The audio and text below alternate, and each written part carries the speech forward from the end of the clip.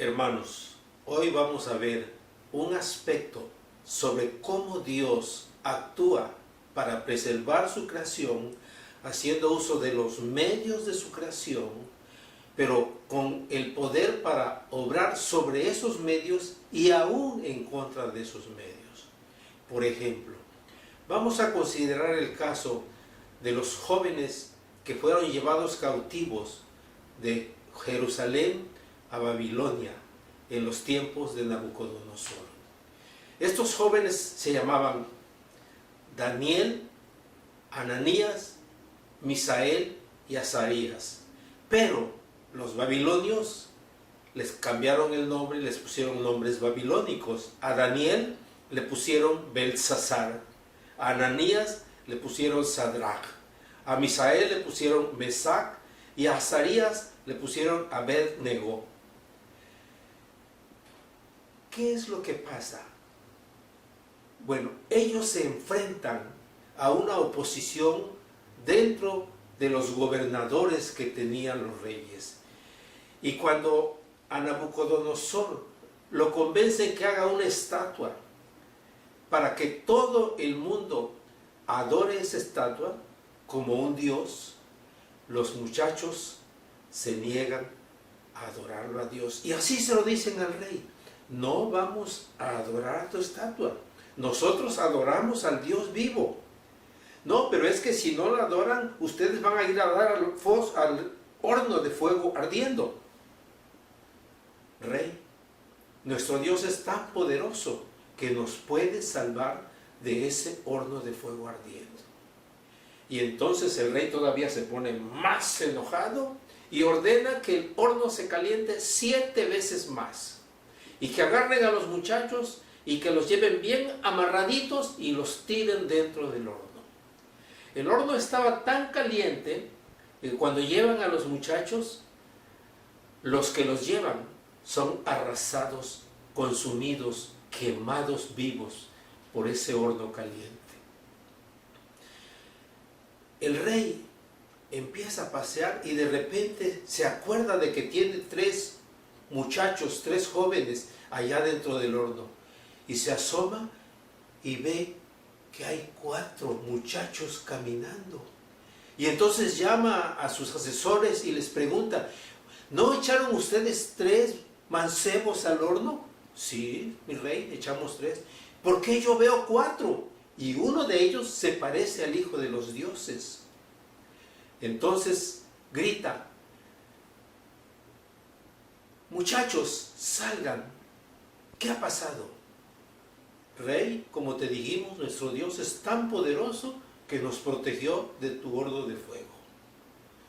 Y entonces se acercan todos los achichincles del rey, los ayudantes del rey, se acercan y empiezan y ven que ni siquiera olor a fuego tenían las ropas ni los cabellos de los muchachos.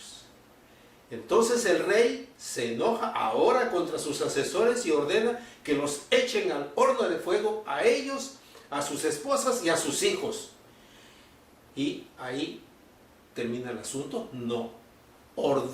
Nabucodonosor ordena que de ahí en adelante todo el pueblo babilónico adore solamente al Dios de Sadrach, Mesach y Abed-Nego, porque es el único Dios que realmente es Dios y puede salvar aún del horno de fuego. Nos preguntaríamos, si Dios lo tenía todo planeado, ¿por qué permitió que estos muchachos inocentes pasaron por ese problema? La pregunta es, o la respuesta a nuestra pregunta es, porque Dios así lo tenía planeado. Fíjense que por el sacrificio, voy a llamarlo de esa manera, de estos 3 muchachos, todo el pueblo gobernado por Nabucodonosor tiene que reconocer a Dios, al Dios de estos muchachos, como el único Dios verdadero.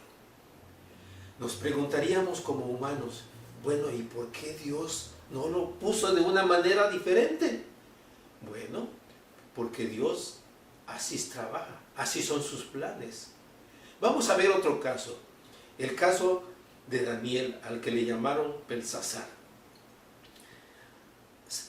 Los asesores del rey le dicen que durante cierto tiempo solamente se adore o se pidan las cosas al rey como un dios. Ya no es Nabucodonosor, ahora es Darío el que está gobernando. Y ordena a Darío que de aquí en adelante solamente se le puede adorar a él. Y los espías siempre vigilando a los muchachos babilónicos, a los muchachos que habían traído de Jerusalén y los habían puesto en puestos muy importantes dentro del reinado, van con el chisme al rey Darío y le dicen: oye rey, ¿te acuerdas que tú firmaste un decreto que decía que de aquí en adelante solamente se podía pedir las cosas a ti como Dios? Pues fíjate que los muchachos que trajiste de Jerusalén, esos que pusiste en altos puestos, no están haciéndolo como tú dices. Y mira, sobre todo Daniel el Belsasar, en las tardes llega a su casa, a su aposento, abre las ventanas y se pone a rezar al Dios de los judíos. Esto entristeció al rey, porque Daniel o Belsasar era muy estimado para él, lo tenía como un gran ayudante, como una gran guía, como una gran cabeza. Y lo llama y le dice: oye Daniel, ¿tú estás haciendo esto que me dicen estos señores que tú estás haciendo?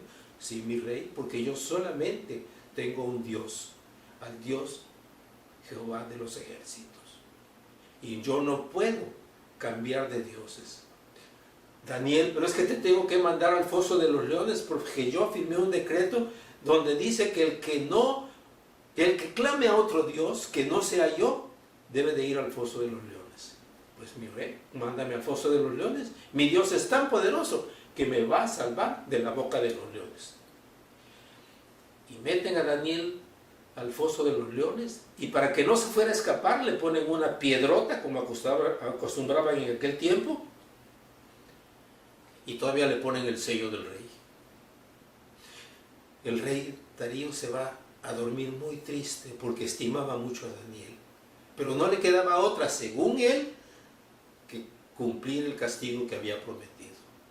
No pudo dormir y al otro día, muy temprano, va: Daniel, Daniel, ¿tu Dios te ha librado de la boca de los leones?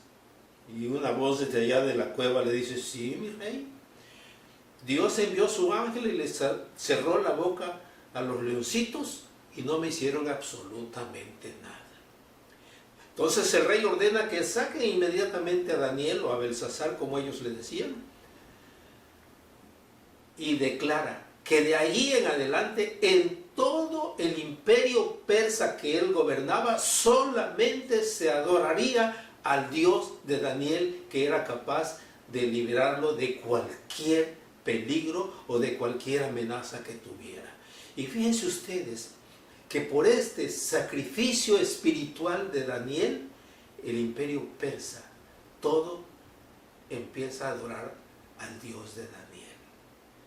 Y aquí la pregunta es: ¿por qué el Señor utiliza esos medios? Y una de las cosas que aparece cuando estudiamos la teología es que Dios no piensa como nosotros. Su manera de actuar de Dios es bien diferente a la de nosotros. Y dentro de esa manera de actuar, ha diseñado las pruebas como un método de entrenamiento para nuestra fe. Ya lo hemos visto en las pláticas anteriores, que las pruebas tienen el objetivo de hacernos crecer. Dice el libro de Hebreos que Jesucristo, aun cuando era el Hijo de Dios, fue sometido a las pruebas para que a través de eso Él nos llegara a comprender mejor cuando nosotros estamos pasando pruebas. Y él tuvo la prueba más dura y más difícil cuando en el Getsemaní ora: Padre, si es posible, pasa de mí este vaso, pero no como yo quiero, sino que se haga tu voluntad. Y continúa el libro de Hebreos diciendo que por ese sacrificio, por esas pruebas tan grandes que él sufrió, fue nombrado nuestro Redentor, nuestro intermediario entre Dios y los hombres.